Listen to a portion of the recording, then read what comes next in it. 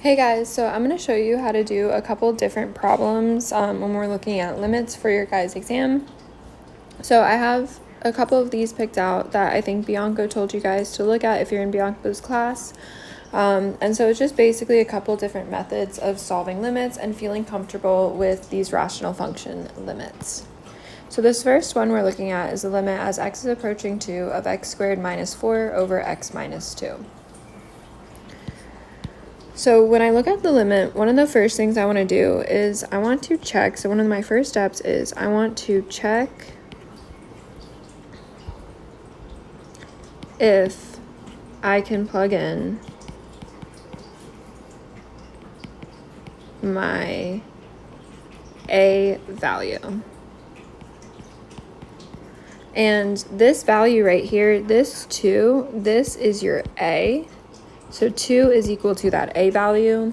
And what a means, a is the value, the x value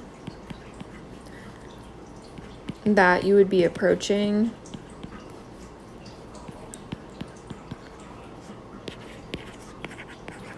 on your graph.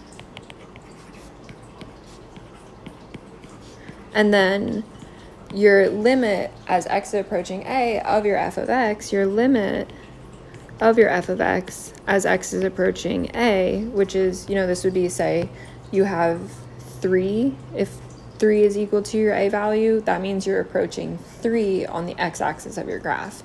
And then this is going to be equal to some L number, and then what this L is, that L is representing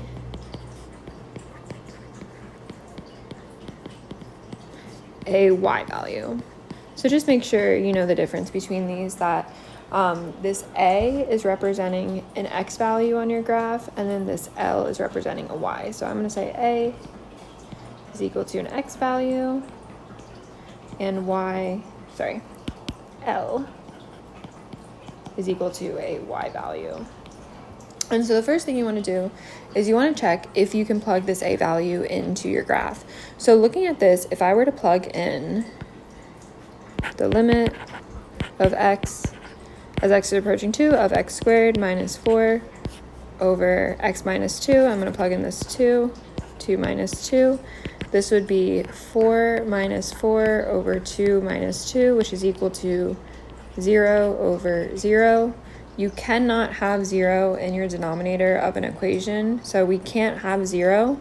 So what this is telling us is, since we can't have 0, we are going to have to do a little bit of algebraic manipulation in order to get to an answer that makes sense. So I'm going to go on, make a little more space here.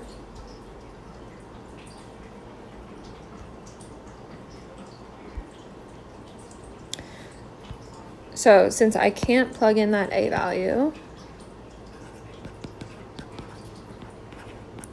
cannot be plugged in,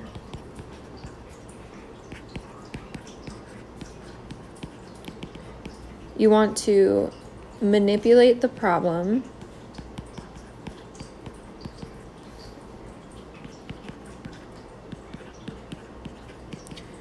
through some methods of algebra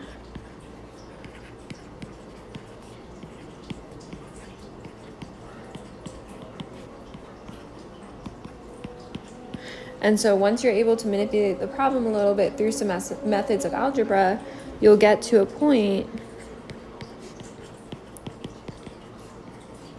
where you can plug in a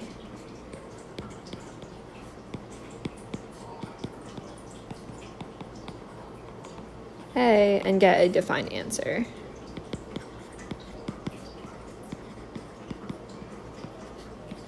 So just remember, that's kind of the whole point of what we're doing with these limit problems, is that if we can't directly substitute that a back in, so we can't just put in that 2 value, because when we plug in that 2 value, we're getting an undefined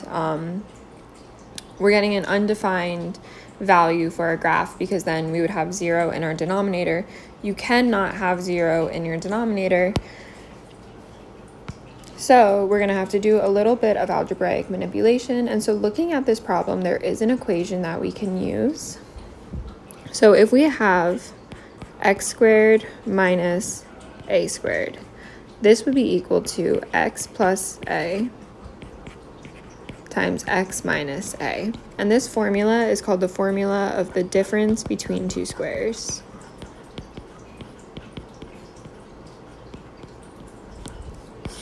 So looking at this numerator here, we have the limit as x is approaching 2 of x squared minus 4. 4 is equal to 2 squared, right? So we can rewrite this as x squared minus 2 squared over x minus 2. And so using this formula here, we have x squared minus a squared. In our equation, we have x squared minus 2 squared. If we were to factor, we would have x plus 2 times x minus 2. So instead of keeping our numerator as is x squared minus 4 or x squared minus 2 squared, we can rewrite this problem of the limit as x is approaching 2 of x plus 2 over x minus 2 divided by x minus 2.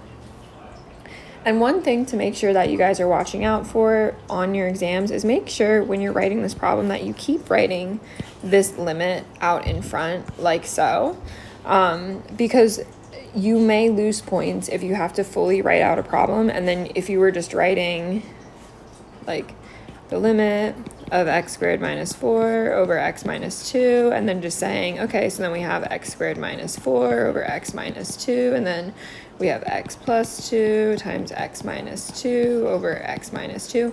If you were to write it this way, you would lose points on your exam because you're not telling your professor what you are doing with these extra steps. You have to keep that limit out in front to make sure you are clarifying with what you're doing in the problem, because otherwise you guys will lose points on your exam, so just pay attention to that. So going back to where we are on this point in the problem, so we have x plus 2 times x minus 2 over x minus 2. Obviously, this x minus 2 cancels out with this x minus 2. So now we are left with the limit as x is approaching 2 of x plus 2. Now we can write an equal sign and say that this is equal to the limit as x is approaching 2 of 2 plus 2, which is equal to 4. And so now this is going to be our answer right here.